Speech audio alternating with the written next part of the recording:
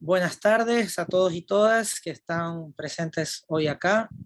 Bueno, el día de hoy tenemos una clase magistral muy interesante que hemos venido pensando ya hace algún tiempo. Esta charla hace parte del programa de la línea de artes de la Facultad de Comunicación, así que el día de hoy vamos a estar conversando, aprendiendo sobre la silla, ¿no? Que parece hasta un título así como, bueno, falta algo, ¿no? La silla ahí, pero en realidad es eso, la silla, ¿no? Y Loti nos va a proponer acá un recorrido y la importancia que ha tenido. Sabemos además que Loti tiene una trayectoria en el campo del diseño, entonces ese será su eje principal. Entonces, aunque creo que muchos de ustedes conocen ya a Loti, voy a igual proceder a presentarla para quienes no la conocen. Bueno, Loti Palacios es docente de la Universidad Casa Grande. Loti es licenciada en diseño industrial, es también magíster en investigación e innovaciones pedagógicas en la educación superior, ha realizado cursos de especialización en ergonomía, en resistencia a materiales, en diseño circular y diseño sostenible. Es propietaria de Banque Diseño Industrial, que es un despacho que se encarga de realizar proyectos de envases, mobiliarios, equipamientos, estructuras, escenografía, y cuenta con clientes de Ecuador y de México, pero si igual la quieren contactar, pues me pueden escribir, no que solamente Ecuador y México, puede ser más allá. También en estos momentos está de asesora de un proyecto terminal en la UNAM, en México. Ha sido jurado de varios proyectos, de varios concursos internacionales. Asimismo, ha dictado muchas charlas y conferencias en países como México, Colombia, Perú, Costa Rica, Cuba, Argentina.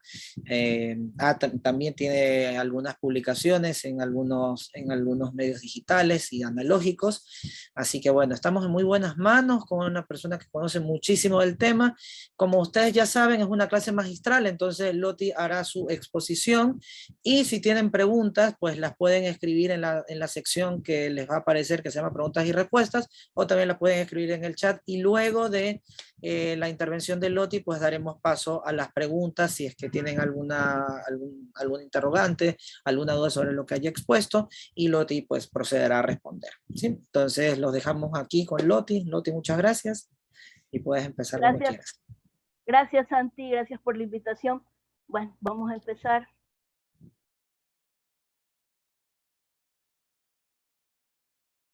Vamos a empezar, tomemos asiento, un recorrido por la historia de la silla. Empezaremos hablando un poquito sobre lo que es una silla. La silla, el término silla viene del latín sella, que es el diminutivo de cédula y que significa sentarse. La silla es un asiento unipersonal, está relacionado con la cultura, es un reflejo de cada momento histórico que ha vivido la humanidad. Una silla es para el diseñador industrial lo que la tipografía es para el diseñador gráfico. Un elemento que representa un momento histórico que puede ser agrupado de acuerdo a su diseño en diferentes familias, es un elemento que nunca se agota y que siempre puede ser rediseñado. Es un elemento culto. El banco es un objeto popular. La silla representa estatus, representa más respeto. El banco representa informalidad. Pero ¿quién inventó la silla? La silla, en el año 4500 a.C., Evi-Il, escribano babilonio, tenía como todos los escribanos en esa época, ponían una tablita en el piso, se sentaban con las piernas dobladas sobre esa tablita y sobre ella ponían sus tablillas donde realizaban sus escrituras. Obviamente no era una posición nada cómoda, por lo tanto, este señor un día decidió elevar esa tablita, elevarla para tener una mayor comodidad, para que sus piernas no permanecieran dobladas tantas horas en el día. Podríamos adjudicarle a él el invento de la silla, pero en realidad lo que creó Evi-Il no fue una silla, fue un banco, porque para que una silla sea silla tiene que tener un asiento y un respaldar. La silla comunica. ¿Qué comunica? La silla puede tener características pasivas y activas. Características pasivas, descansar. La silla se la busca para descansar, pero también activas, porque la silla se la busca también para trabajar. En Occidente se relaciona al hombre que reflexiona, al hombre que piensa con la silla.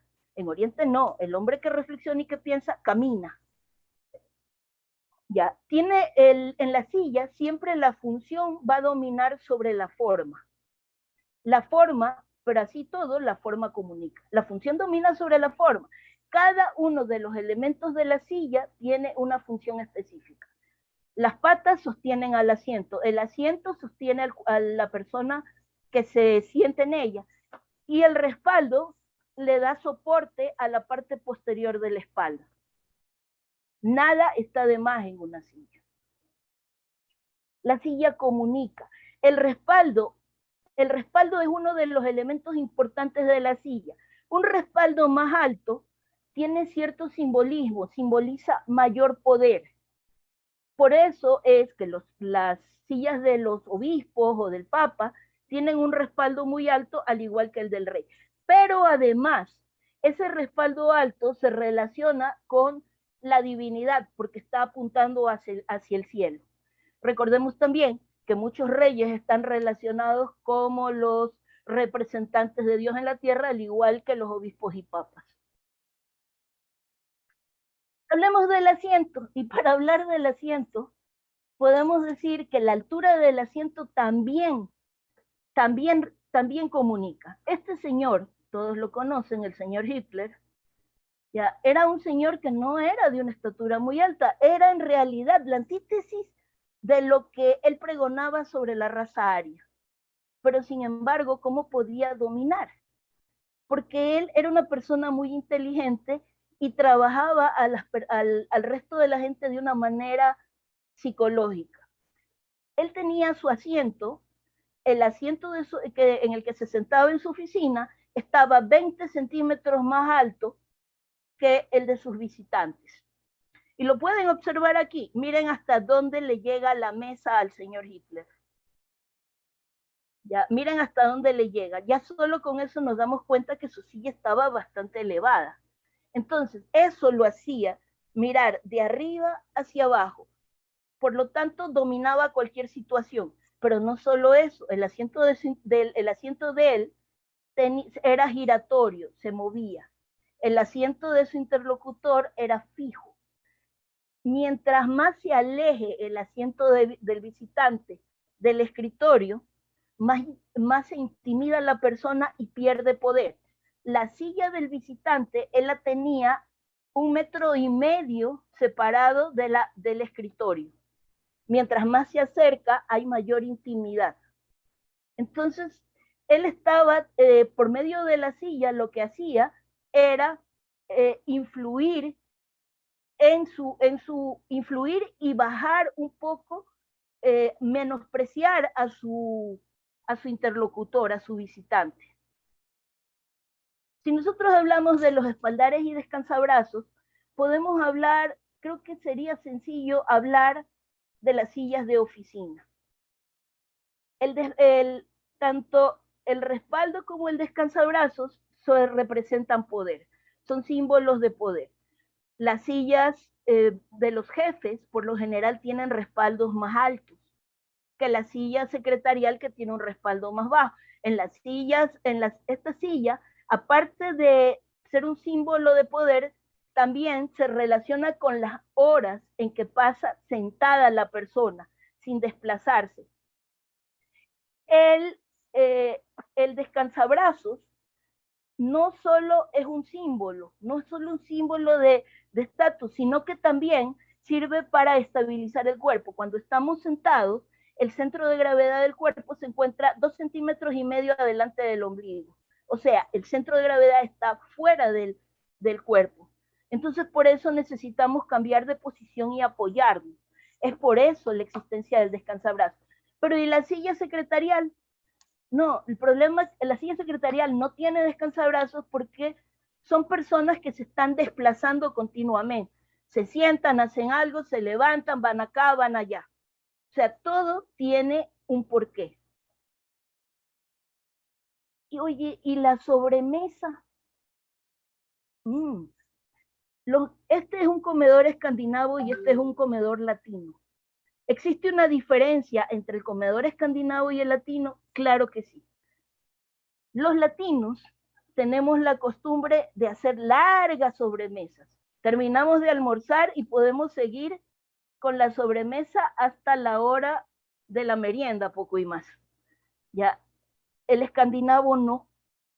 El escandinavo termina de almorzar y el café no lo toma en la mesa, lo toma en la sala. El momento que ha terminado de almorzar, se retira y se va a la sala. O sea que la altura del respaldar también está relacionada con la actividad, con la cultura de los pueblos. Y también las sillas han dado motivo a cuadros. Don Vincent Van Gogh, en 1888, estaba sufriendo una gran depresión. Su hermano Theo lo convence de retirarse a Arles a descansar y dibujar. Pero a don Vincent se le ocurrió crear una comunidad de artistas en Arles, ¿ya? E invita a su amigo Gauguin. Gauguin viene en el mes de octubre más o menos, está con él, pero el carácter de Gauguin es muy distinto al carácter de Van Gogh. Gauguin es mucho más citadino. Aparte, Van Gogh está pasando un momento difícil en su vida y empiezan entonces los problemas entre ambos. El 23 de diciembre de ese año tienen una fuerte discusión y Van Gogh amenaza con un cuchillo a Gauguin. Gauguin dice, hasta aquí llegamos, me voy a París. ¿Qué es lo que hace Van Gogh? Esa noche se corta la oreja, la pone en una caja y se la manda a dejar a su amigo Gauguin. Al ver esto, Gauguin dice, ni loco regreso a Arles. Van Gogh está más deprimido y es en ese momento cuando pinta estos dos cuadros. Son las famosas dos sillas de Van Gogh. La silla amarilla, que es la silla que tenía en su habitación de Arles, es una silla sencilla de líneas rectas, madera clara, un asiento tejido. Sobre la silla hay un pañuelo que tiene tabaco y hay una pipa. Todo esto representa la sencillez. La sencillez, era un hombre muy sencillo, Van Gogh. Todo esto representa su carácter, su sencillez.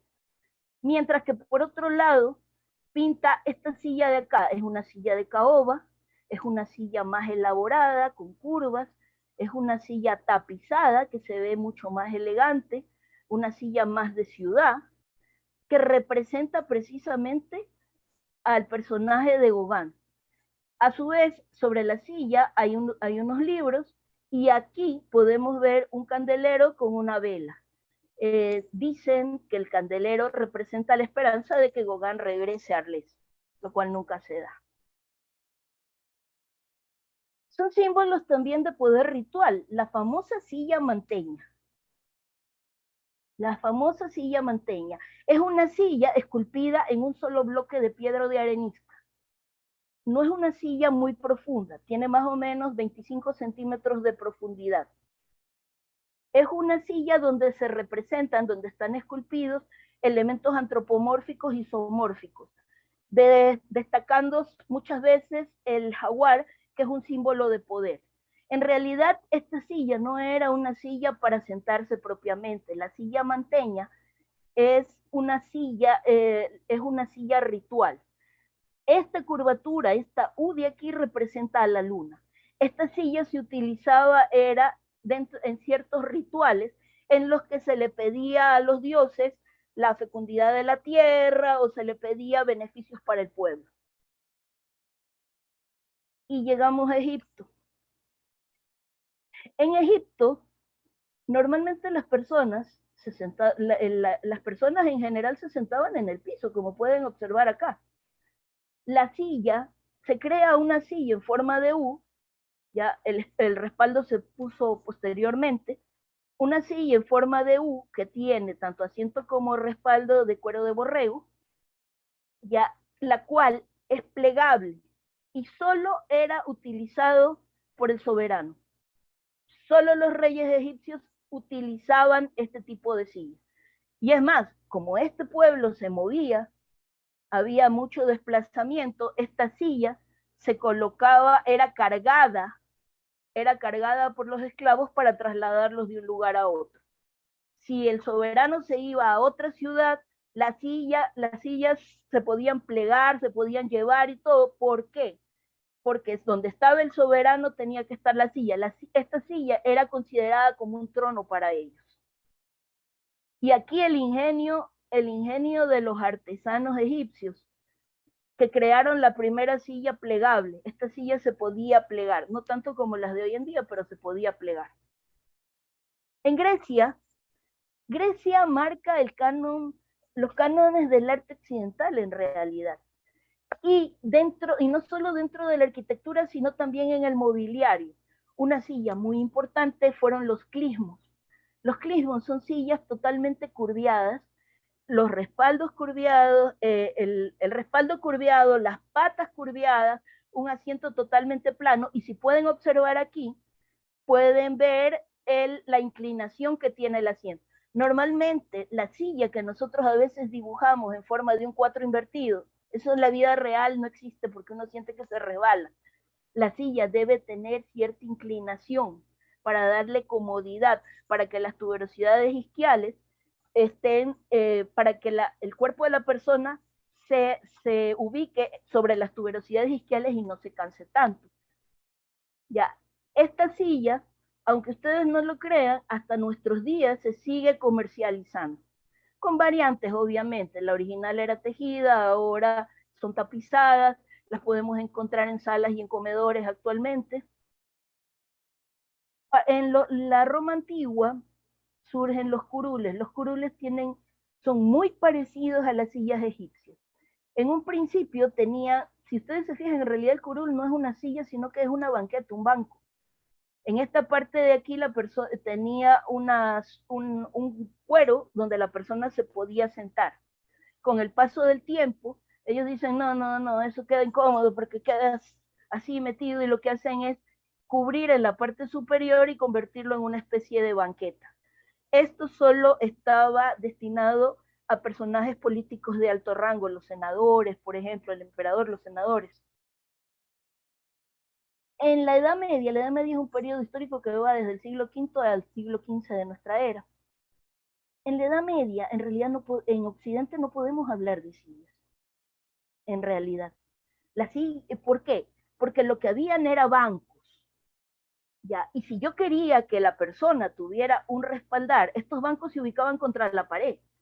Y si la persona tenía un nivel, un rango importante, lo que hacían era poner en la pared, adosar a la pared, tableros, ya, mientras más alto tablero, más alto era el rango de la persona. Y el banco quedaba adosado a la pared y se veía como si fuera una silla. Incluso los podían hacer más profundos, más anchos, le podían incluso al banco agregar los descansabrazos. Entonces, mientras que en Egipto ya existían las sillas como tales, nosotros no teníamos, en Occidente no habían las sillas como tal. La silla como tal, bueno, aquí podemos ver un comedor, la silla como tal surge a partir de 1490 en el Palacio Strozzi. Miren, aquí podemos ver un comedor típico de la Edad Media. Vemos los bancos, estas telas marcan el lugar para cada uno de los comensales. Poco tiempo después se agregan sillas como estas surgieron en 1490 en el Palazzo Strozzi en Italia. Son sillas de 3 patas, son sillas muy pequeñitas. El diámetro del asiento es apenas de 20 centímetros. Es una cuarta, para que tengan una idea. El respaldar es alto, totalmente recto. No son sillas muy estables, pero en las casas o en los palacios había una sola silla. ¿Destinada a quién? A la persona de mayor jerarquía. Y si me visitaba el rey, no hay problema, le cedíamos la silla. La silla era solo utilizada por la persona de mayor jerarquía. Las sillas se utilizaban como tronos o se utilizaban para comer. Punto. Nada más. La sedia estercoraria. o la silla perforada. Esta silla surgió en el siglo XV. Esta silla la utilizaban en el Vaticano. ¿Qué había pasado? ¿Por qué surge esta silla? En algún momento de la historia de los papas hubo un papa que fue mujer. Entonces, para evitar que volviera a ocurrir ese problema, la dignidad papal está destinada solo para los varones. Para evitar ese problema, surgió esta silla. Cuando había un candidato a papa, el señor tenía que sentarse aquí y venía el obispo de más rango y tenía que meter la mano por abajo para verificar los genitales del papa y ver que en realidad estábamos hablando de un papa de sexo masculino y que no pudieran ser engañados nuevamente con un papa mujer. En el siglo XVI se dejó de utilizar esta silla, ya no se usa, por si acaso ahora solo está en los museos. En 1710, las sillas siempre han reflejado un momento histórico. Siempre han estado relacionadas con el arte, la arquitectura. En 1710 en Francia surge el estilo Luis XV, un estilo bastante recargado, donde el color dorado, lo dorado y la profusión de elementos era considerado elegante.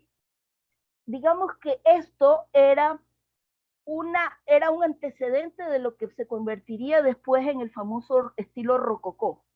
Esto fue un estilo que se inició por la amante del rey, que era Madame Pompadour. Y no solo se aplica, miren cómo los elementos que vemos aquí se aplicaron también en la arquitectura. No solo tenían sillas con brazos, sino hasta sillas sin brazos. Esto fue un símbolo de elegancia en esa época. Al mismo tiempo, en Inglaterra se desarrollaba el estilo Queen Anne, un estilo con patas tipo cabriolet, patas muy delgadas y con formas curvas. En general, tenía también los brazos, el respaldar, mantenían las formas curvas, la pata terminaba en bola o terminaba en garra de león, lo cual representaba el poderío, porque estas sillas no se encontraban en cualquier lado, estaban destinadas solo a personas que tenían cierto poder económico en esa época. Este estilo, si bien es cierto que surge en Inglaterra alrededor de 1710, 1720, tiene un renacimiento en el siglo XIX. A partir del estilo del Queen Anne surge el Chippendale. El Chippendale mantiene las patas estilo cabriolet, pero es un estilo un poco más recargado. No es tan simple, no es tan sencillo como el Queen Anne. Se recarga un poco más el respaldo y el respaldo tiene calados. Podemos decir que esto correspondería a un rococó inglés. ¿Qué pasaba en los Estados Unidos en el siglo XVIII? Llegan los Shakers. Los Shakers provenían de las comunidades cuáqueras. ¿Qué pasaba con ellos? Ellos eran comunidades religiosas y pensaban que la mejor forma de alabar a Dios era con su trabajo. Un trabajo perfeccionista, un trabajo dedicado, un trabajo muy dedicado y muy detallista.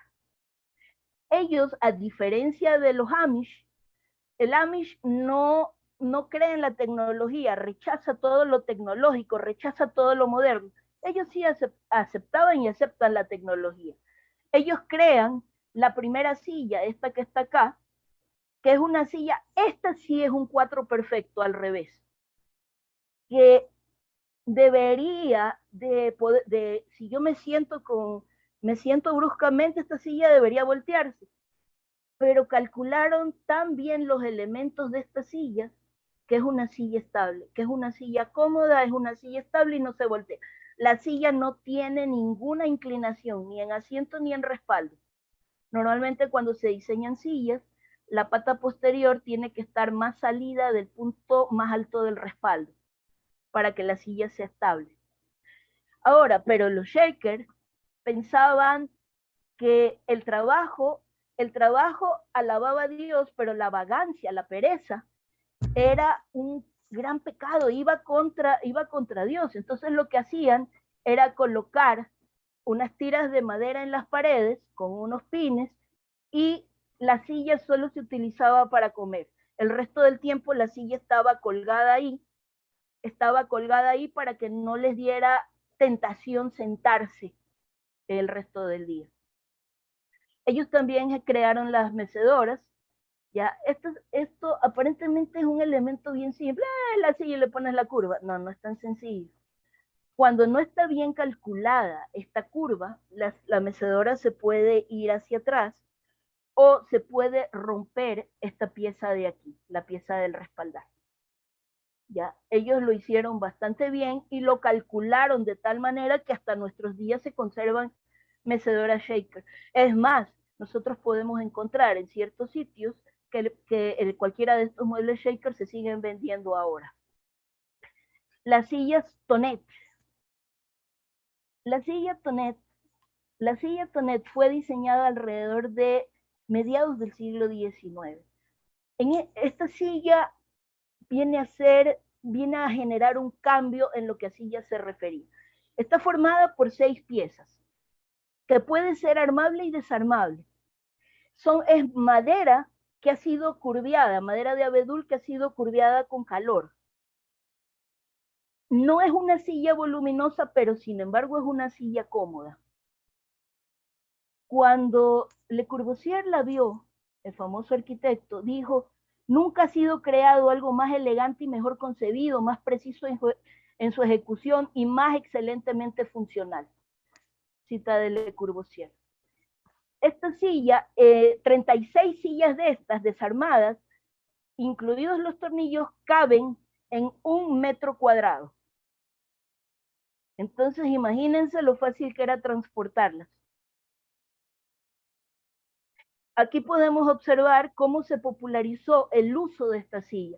La firma del armisticio en el vagón del tren cerca de París el 11 de noviembre de 1918, fin de la Primera Guerra Mundial, en un cuadro del Moulin Rouge de Toulouse-Lautrec, ¿ya? Y también ellos generan las mecedoras, que también pueden ser armada y desarmada. Esta es más reciente, 1956, bueno, no tan reciente. Ya, Pablo Picasso sentado en una mecedora de Tonet. Estas sillas actualmente las podemos encontrar, quizás no en madera, en nuestro medio. Tienen un costo bastante accesible, las podemos encontrar en el Ferrisariato, en Kiwi, en cualquier tienda, pero en metal torneado, metal rolado, doblado. La silla Sussex, mucha gente se la adjudicaba a William Morris, pero no es cierto.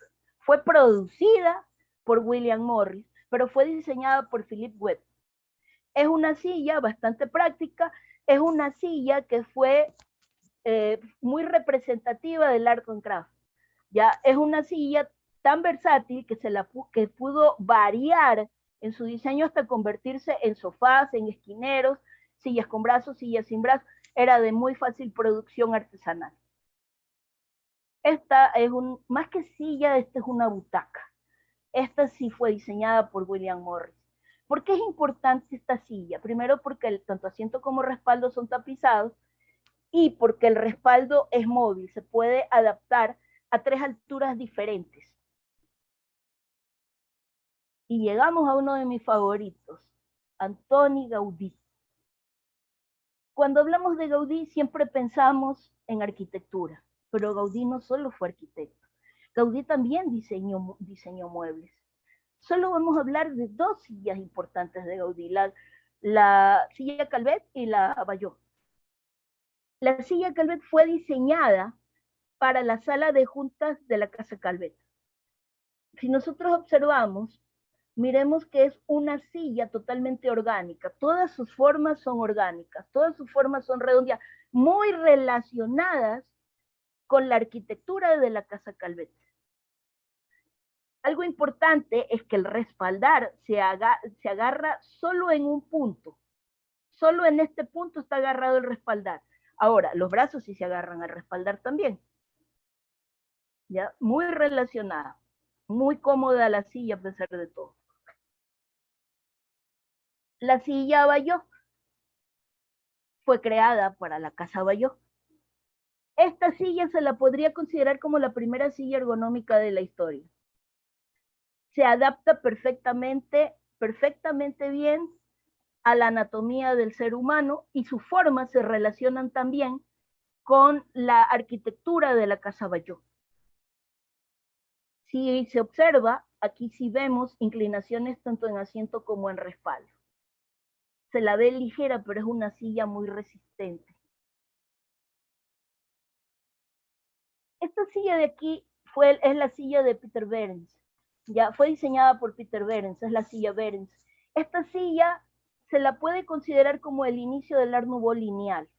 Esta silla fue creada para la Feria de Productos de Berlín en 1902.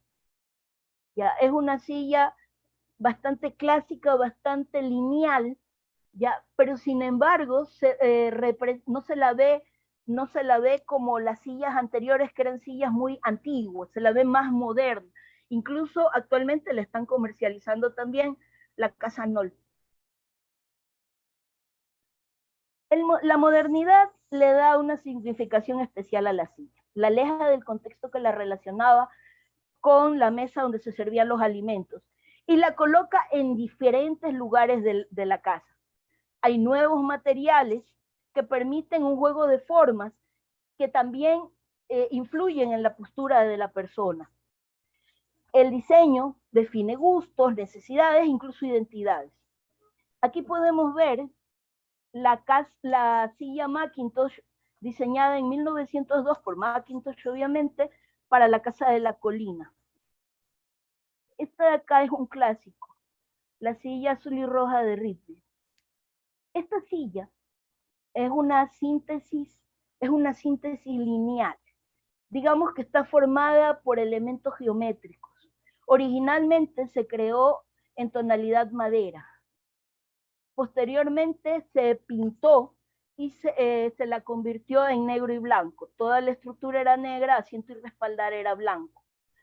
Pero luego se decide cambiarle el color, ponerla en azul y rojo, para relacionarla un poco con los cuadros de Mondrian. Del mismo Ridley tenemos esta silla de aquí, la silla zigzag. Era una silla, solo tenía 4 elementos. En esta parte de aquí, en las uniones, tenía ensambles tipo cola de pato, cola de Milano, que es el ensamble que se utiliza en los cajones, y era una silla bastante resistente. Cuando la persona se sentaba, podía incluso hasta balancearse un poquito, una silla bastante cómoda. La inclinación de asiento y respaldo dependía de la ubicación de la persona. 1919 surge el Bauhaus, la Hochschule für Gestaltung Bauhaus. El Bauhaus surge como para tratar de que exista un nexo entre los artesanos y los artistas. Los artesanos son los que sabían producir y los artistas eran los que tenían buen gusto, por decirlo de alguna manera. Al unir a estos dos especialistas, surge una nueva carrera, la carrera del diseño, el diseño de productos, el diseño industrial. Una de las consignas más importantes del Bauhaus era que la función se anteponía a la forma. No importaba tanto la forma, sino la función. Las cosas debían servir, pero si podíamos lograr que sirvieran y a la vez sean atractivas, estábamos cumpliendo con un parámetro del diseño. De esa época podemos hablar sillas bastante lineales, sin ornamentos, que no tenían ninguna función, como son la silla Chesca de Marcel Breuer, la Verno de Mies van der Rohe, que era hecha en platina, la silla Basili de Marcel Breuer también, que era, miren la inclinación de esta silla, esta era una silla de descanso. Estas de aquí eran sillas de trabajo o sillas de conversación, pero esta era una silla de descanso. ¿Cómo me doy cuenta que es una silla de descanso? Debido a las inclinaciones. A mayor inclinación, el cuerpo está descansando mejor. Y este es el clásico de la Bauhaus, una silla que se ha mantenido hasta nuestros días, una silla que actualmente todavía la comercializa Knoll, la silla Barcelona. La silla Barcelona fue creada en 1928 por Mies van der Rohe y Lili Reich.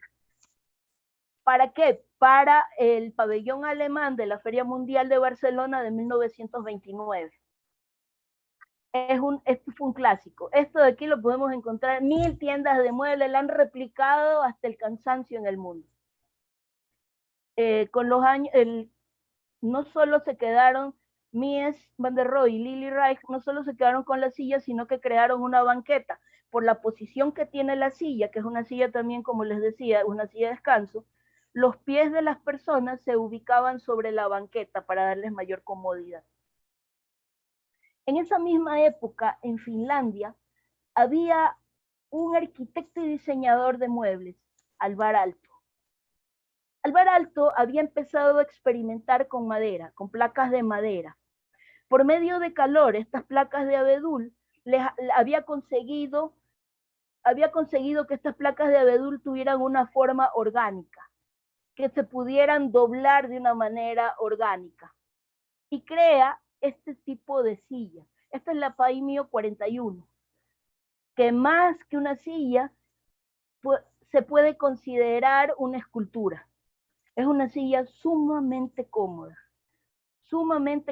y resistente. Cuando uno la ve así dice, ay, yo siento que me voy a sentar y la voy a romper. Nada que ver. La madera está muy bien tratada. Ya. Y hay un dato curioso. Esta silla, les decía que Alvar Aalto también fue arquitecto. Esta silla se parece mucho, el estilo de mobiliario que desarrolla Alvar Aalto, al igual que Gaudí, se parece mucho a las plantas arquitectónicas de sus edificios, de sus construcciones. Y otro dato curioso, el único diseñador que tiene su imagen en un billete es el señor Alvar Aalto. Cuando hablamos de los Eames, Charles y Ray, siempre pensamos en esto, el lounge de ellos. Esto aparentemente es la pieza más conocida, pero eso no es cierto. La pieza más conocida es esta, la silla Eames.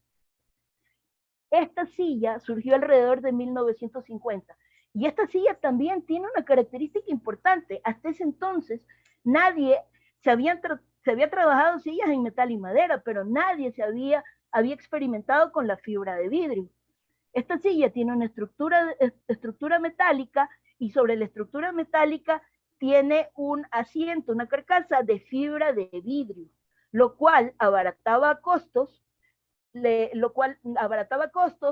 porque generaba una producción lineal mucho más rápida. Esta silla de aquí se podía apilar, que eso era una ventaja. Era económica, se podía apilar, era cómoda, la podíamos encontrar en cualquier color. Esta silla la seguimos viendo hasta nuestros días, sino que ha sufrido una evolución. Ahora esta silla Eames la podemos encontrar así, con la estructura, las patitas en madera y tensores en las patas. Había una variante de la silla Eames que era esta, la Eames con brazos. Para 1968, recordemos que ya estábamos en una etapa de bastantes cambios. Ya, en Dinamarca hay un diseñador llamado Werner Panton. Panton retoma la idea de la silla zigzag de Rietveld y la convierte en la silla Panton, esta silla de aquí. Esta silla, lo curioso que tiene esta silla es que esta fue la primera silla en ser producida por inyección de plásticos con moldes. Ya, era de rápida producción, era una silla económica, era una silla bastante cómoda y se relacionaba mucho con el styling de la época. Miren en la ubicación de una de las sillas Panton sobre otra. Dinamarca, 1968. Para 1970, Pierre Paulin revoluciona el mundo con sus sillas. ¿Por qué? Porque aquí ya no hay nada de madera, son estructuras metálicas recubiertas con esponja, con espuma y tapizadas.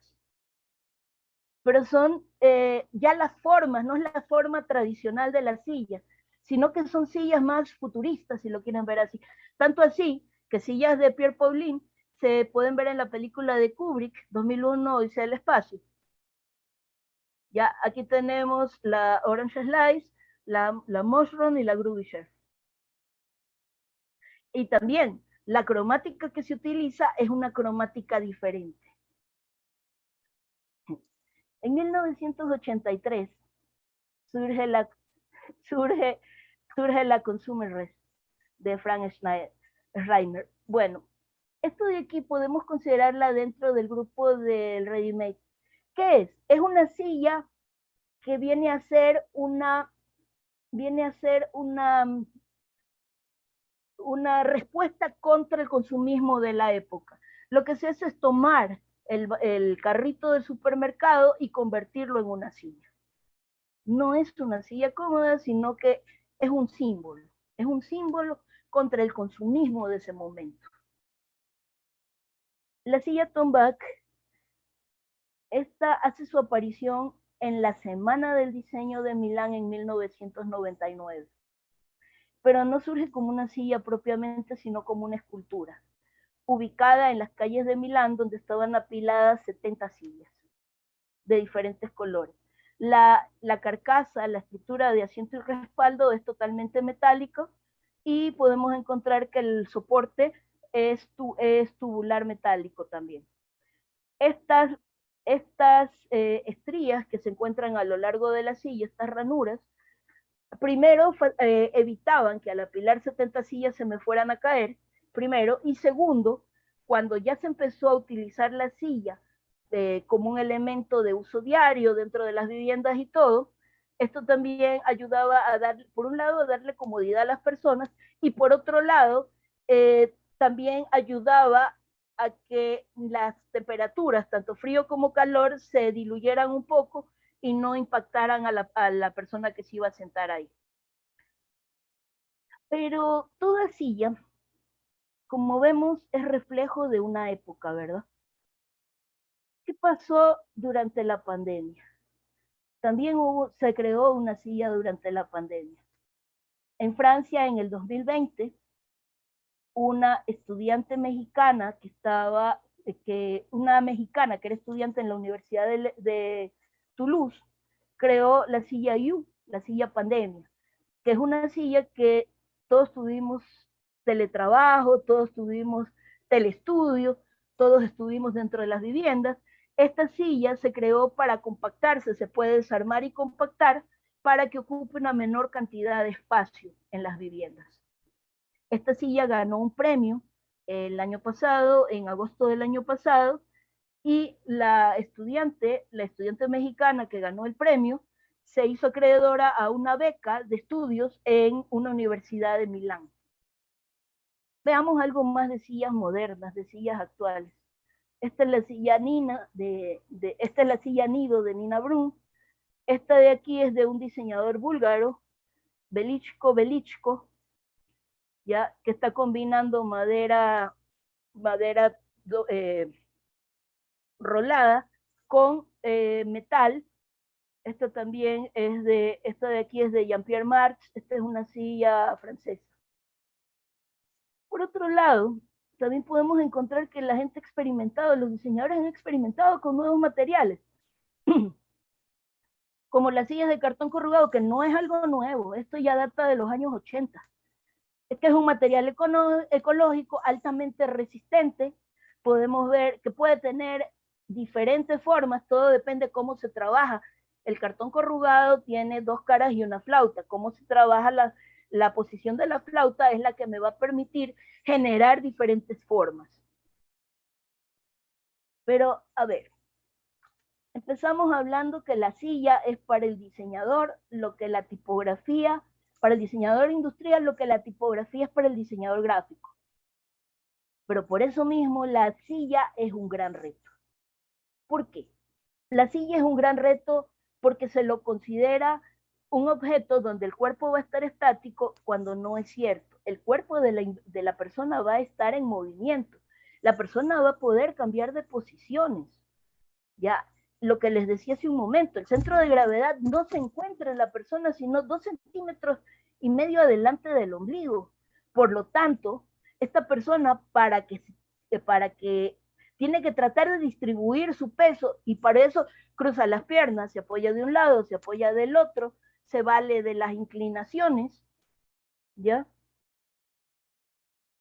Y para eso es importante que el diseñador conozca de ergonomía.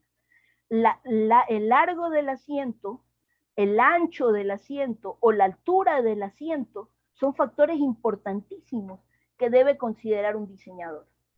¿Qué pasa si la profundidad del asiento es pequeña? La persona va a sentir que se resbala. La persona se va a cansar y va a sentir que se está resbalando.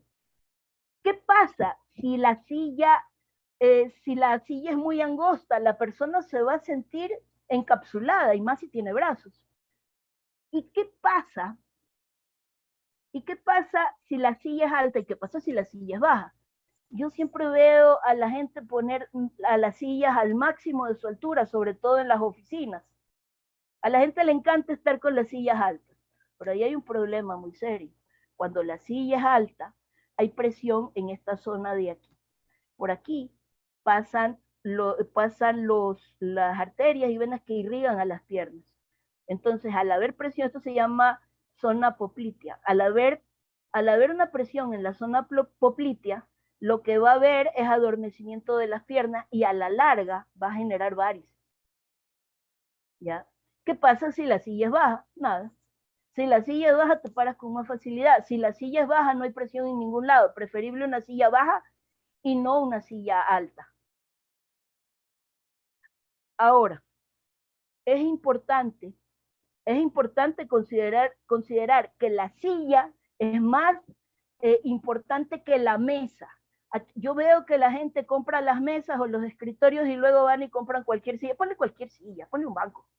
No, la silla es más importante porque mi cuerpo está en contacto directo con él. La silla es más importante que la mesa. Primero se compra la mesa, luego se compra la silla. Primero hago la silla, luego mando a hacer el escritorio, la mesa o lo que sea.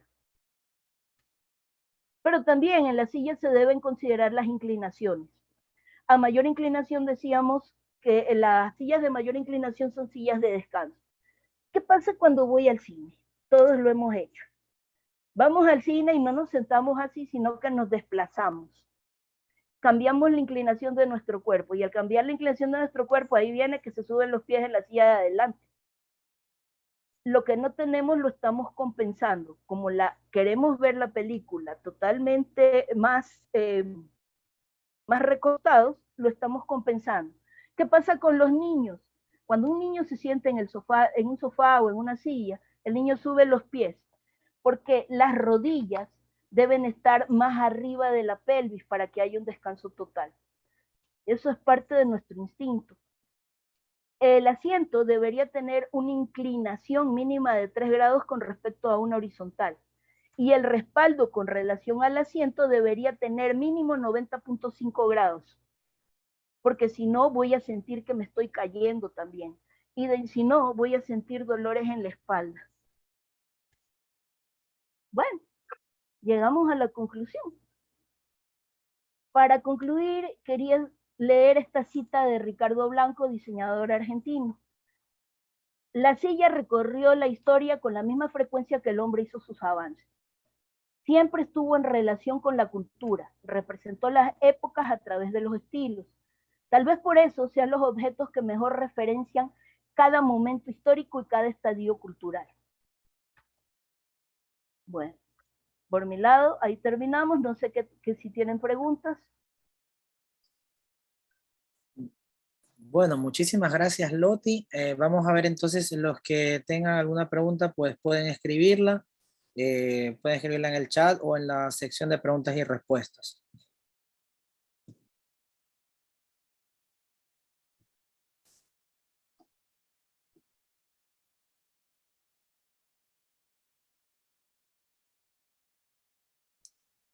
Pregunten. Bueno, esperemos a que pregunten. Yo te quisiera hacer una pregunta con respecto a todo para empezar, ¿no? Con todo esto Claro. de sillas, ¿no? Como por ejemplo, ahora que tú mencionabas que hay un nuevo, bueno, que una diseñadora ha creado como un, en función de la pandemia, este nuevo modelo de silla, ¿no? Que es más exportable y todo lo demás. No sé, te pregunto como una, como para imaginarnos, ¿no? En un escenario posible, diciendo que definitivamente la pandemia igual nos ha cambiado muchas cosas, vamos a seguir en teletrabajo, quizás compartido con la presencialidad y tal. ¿Cómo crees tú que será el diseño ergonómico de las sillas en el futuro? Pensando que vamos a tener una vida mucho más digital con todo lo que se viene, con el Internet de las cosas y tal.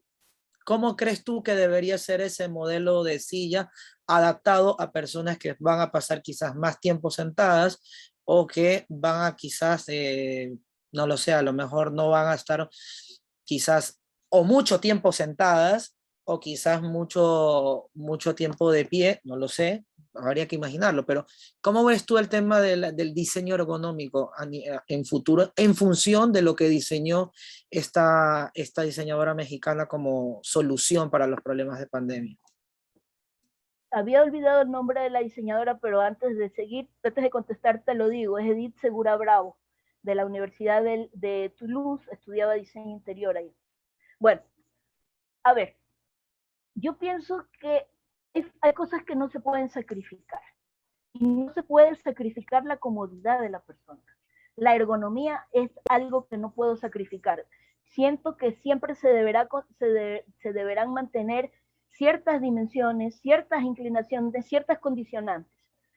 Pero sí pienso también que hay materiales por los que se puede experimentar, materiales que sean más ligeros, porque si vamos a trabajar, vamos a continuar en el teletrabajo, vamos a continuar nuestras casas no estaban adaptadas para que nosotros trabajemos en ellas.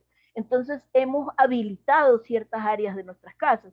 Deben ser sillas compactas, compactas pero a la vez cómodas, con materiales que sean fáciles de limpiar, que si se me riega algo, que si estoy sentada mucho tiempo, no se me haga bolitas el tapiz de la silla, que si estoy sentada mucho tiempo, no sienta demasiado calor, que no se empiece a abrir la tela. Ya pienso que se debe jugar un poco con los materiales, materiales que sean resistentes y poco contaminantes. Pienso que deberíamos mantener, dependiendo el tipo de actividad que realicemos, yo pienso que el descansabrazos también es un elemento que se debe mantener, pero más integrado. En muchas de las sillas que encontramos hoy en día en el mercado, el descansabrazos es el talón de Aquiles.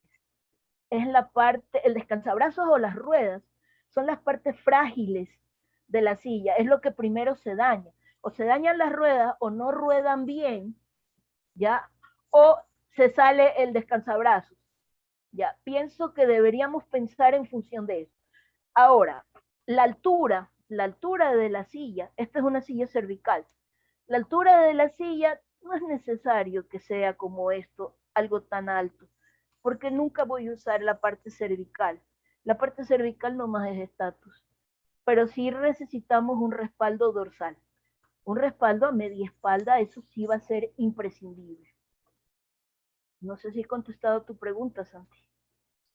Bueno, pues me parece muy bien, sí, es muy interesante todo esto. La verdad, no, bueno, yo no conozco mucho el tema, pero me ha gustado mucho la presentación que has hecho. Acá algunas personas también te felicitan por la presentación. Patty Hunter pregunta, Loti, ¿qué ocurre con las sillas para discapacitados? ¿Qué problemas económicos, perdón, ergonómicos debe resolver?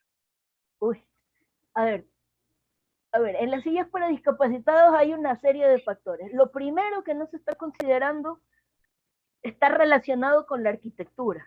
No se considera que la silla puede entrar y salir fácilmente por las puertas, dar vuelta en los corredores, por ejemplo, y no se considera la facilidad para poder levantar a la persona o que la persona pueda ir a hacer sus necesidades biológicas, por ejemplo, o sus terapias, ¿ya? Estas sillas a veces hay personas, hay discapacitados que supuestamente pueden rodar pueden rodar la silla ellos solos, pueden movilizarse ellos solos, pero las sillas se atoran, los rodamientos de las ruedas no son los más óptimos, entonces la silla se empieza a atorar, los descansapiés se cierran o se abren o le causan daño a las personas que están alrededor del discapacitado. Ya de repente estos elementos de descansapiés, al abrirse, al abatirse o al moverse, la persona que está atendiéndolo se golpea con ese descansapiés. Ya, yo pienso que falta rediseñar, falta jugar un poco más, meterse un poco más en el rediseño de las sillas de ruedas. Sillas que sean más prácticas, más funcionales, que no sean tampoco tan pesadas, que aguanten el peso de la persona, pero que no sean tan pesadas. ¿Qué ocurre cuando la persona con una discapacidad tiene que salir o me la quiere llevar al centro comercial o a dar una vuelta a X lugar? Tengo que plegar la silla, tengo que ponerla en el carro, pero plegar la silla, meterla al carro, ya eso me pesa y pesa bastante. Ya podríamos crear una silla que no pesara tanto, que estuviera bien estructurada, que aguantara el peso, aunque fueran 100 kilos de una persona, que tuviera la resistencia, y habría que jugar un poco con las estructuras, que tuviera la resistencia para mover a la persona, pero sin que fuera algo tan pesado para que la persona que está atendiendo al discapacitado no implique un gasto innecesario de energía en meter, plegar, sacar y poner. Aparte de eso, debe considerarse la limpieza también de este tipo de sillas. ¿Algún otro? Sí, bueno, acá bueno, voy a decirte dos preguntas, así ya las respondes juntas. Bueno, una pregunta que hacen acá es, ¿por qué las sillas escandinavas tienen mucha influencia en la actualidad? Esa es una pregunta. Y después hay otra pregunta que pregunta aquí Yolanda Poveda, que dice si existen estudios aplicados a los casos latinoamericanos en referencia a las medidas, ¿ya? Entonces, no sé, cuál quieras responder primero. A ver, las sillas escandinavas se adaptan más a nuestro medio ahora o llaman más la atención en este momento, más que nada es por moda en realidad, ya, porque como les decía hace un momento, ellos, la forma de vida en los países escandinavos es diferente a la nuestra. Los latinos somos más de conversar. A los latinos nos gusta sentarnos cuando queremos homenajear a alguien o queremos reunirnos, vamos a comer. Y nos sentamos, comemos y conversamos. Y la sobremesa puede ser más larga que la propia comida. Ya, ellos no, ellos se sientan, comen y al salón a tomar el café. Nosotros no. Ahora, así es moda, es las formas orgánicas que tiene el diseño escandinavo. Son formas que se relacionan con el modernismo, sobre todo las nuevas generaciones buscan ese tipo de sillas. Y no solo se aplica a sillas, también a floreros. Hay un florero del mismo El Bar Alto que tiene una forma, no recuerdo el nombre en finlandés, pero se llama pechito de paloma. ¿Ya? Es un florerito que tiene una forma orgánica como el pechito de una paloma, ¿ya? Es un florero bastante costoso, bastante caro, pero no sirve para nuestro medio. ¿Por qué? Porque las flores escandinavas son flores chiquitas, son flores pequeñitas. Las flores nuestras son flores grandes, voluminosas. ¿Por qué? Porque es diferente. Ahora, pienso que ese es uno de los principales motivos por el cual lo estamos prefiriendo esto. Ahora, en lo personal, a mí me encanta el diseño escandinavo aplicado a todo. Me encantan las sillas escandinavas, me encanta el estilo Alvar Aalto. Ahora, por otro lado, preguntaban cuál era la segunda pregunta, Santi. Sí, la segunda pregunta decía si hay estudios aplicados a los casos latinoamericanos en cuanto a las medidas. Sí, sí existe. Sí existe. En nuestro medio, cuando se habla de ergonomía en las universidades, en arquitectura, en interiores, siempre tenemos como base el libro de Newfer, ¿ya? el libro Dimensiones Humanas de Neufeld. El asunto es que Neufeld es un libro alemán. Existe un libro con dimensiones latinas. Es un libro que se adapta a un espectro más amplio de personas, que sería el libro de las dimensiones humanas en los espacios interiores de... Ah, caramba. De... Ay, ya les digo el nombre. Uy, se me fue el nombre ahorita. Bueno, se me fue el nombre ahorita, pero se llama Las dimensiones humanas en los espacios interiores y es de la editorial Gustavo Gil. Ya, este libro tiene tablas antropométricas. Ya, las tablas, nosotros debemos, en Latinoamérica, deberíamos trabajar con un percentil 5. Ya, esto no significa que el percentil 5 es más patuchito que el de percentil 10, probablemente tengan la misma altura. Estas tablas se refieren a proporciones corporales. Ya, se refieren a que, por ejemplo, el percentil 5 y el 10 a lo mejor tienen la misma altura. Estamos hablando de un varón de 1,60 m de altura y una mujer de 1,50 m. Ah, no, pero yo mido más. Sí, tú mides más, pero hay cuánta gente en Latinoamérica que mide menos. Deberíamos pensar en diseñar alturas para ellos y anchos para los de mayor tamaño, que se adapte al pequeño y se adapte al grande. En ese libro podemos observar que si hay dos personas que el uno tiene percentil 5 y el otro tiene percentil 10, el uno mide 1,60 de altura y el otro también, es probable que sus proporciones corporales sean diferentes. El uno puede ser de piernas largas y el talle corto, y el otro puede ser de talle largo y piernas cortas. Todo es la proporción sentados también. Ya, yo les aconsejaría ese libro, que ahorita se me fue el nombre del libro, qué raro. Veo que hay una pregunta aquí que me gustaría contestar. ¿Qué condiciones tiene una silla en los aviones comerciales según sus categorías? Me encantaría contestar esa pregunta. En los aviones comerciales, hay un gran problema. Y ese problema se refiere a las proporciones. Es lo que decía hace un momento. La altura de la silla a veces es muy alta. Ya, la altura de la silla es alta. La cabecera a veces también me queda alta. Cuando me apoyo, voy a quedar así, porque está adaptada a otro percentil, a otro tipo de personas. Esto debería poder regularse, ¿ya? Eso debería poder subirse, la cabecera debería poder subirse o bajarse para que se adapte al cuello. Si está ubicado aquí, en la depresión cervical, va a haber un buen apoyo. Pero uno de los mayores problemas que hay en los aviones comerciales es la distancia entre la silla y la silla anterior. Son distancias muy reducidas. Y esa distancia reducida también influye porque son muchas horas de vuelo en que la persona no puede poner en movimiento sus piernas. Y al no ponerlas en movimiento puede haber adormecimiento. Y pueden haber cosas peores, se pueden provocar hasta coágulos. ¿Me ibas a decir otra pregunta, Santi? Sí, bueno, Marcelo López pregunta, bueno, habla un poco del tema, no sé si tú lo quieres responder o lo puedes responder porque creo que tiene que ver más con una cuestión histórica, pero pregunta acá, ¿de dónde viene la influencia de colocar siempre al padre o al líder de familia en la punta de la mesa?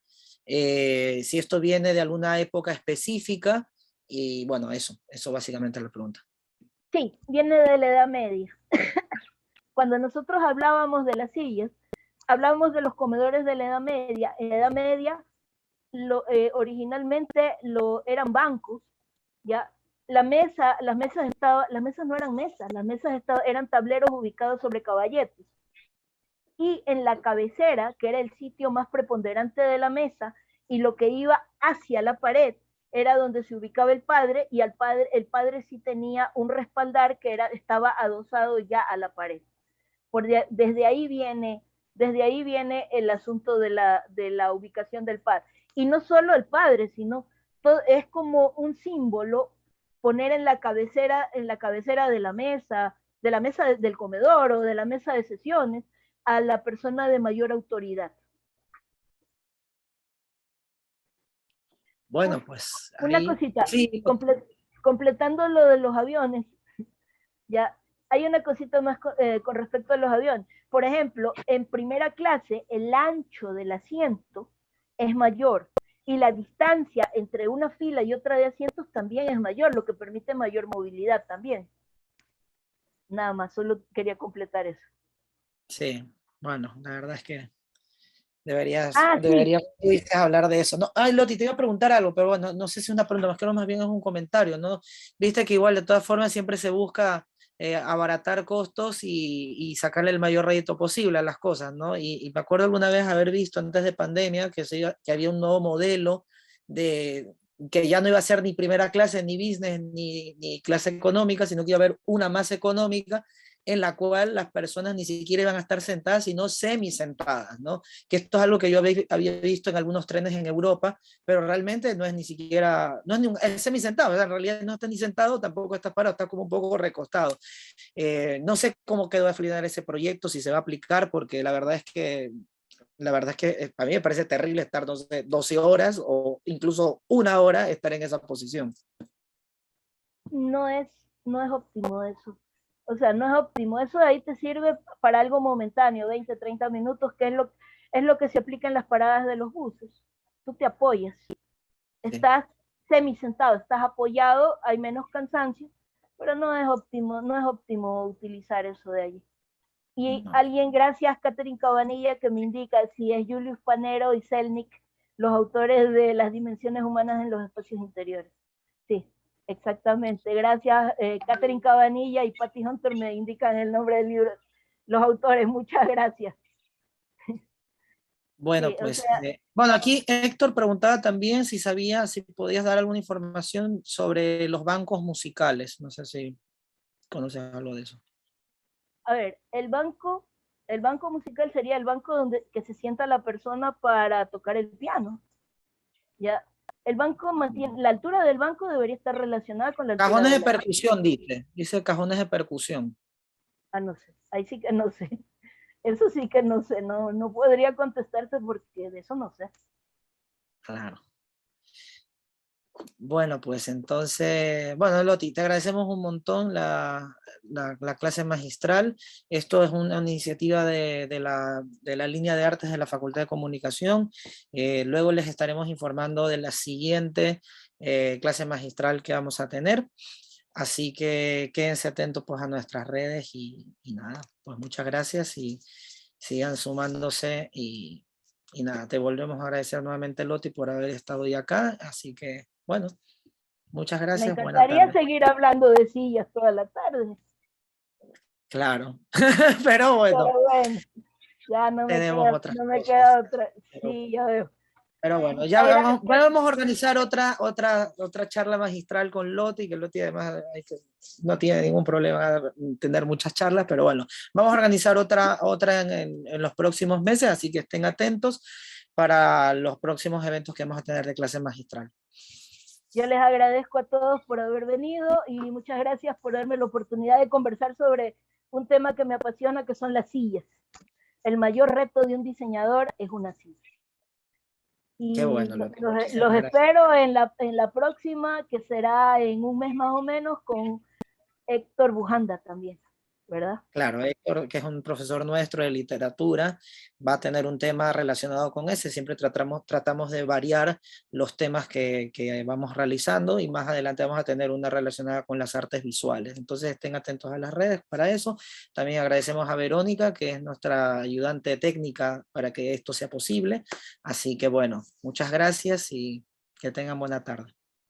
Gracias, hasta luego, gracias a todos. Chao, chao.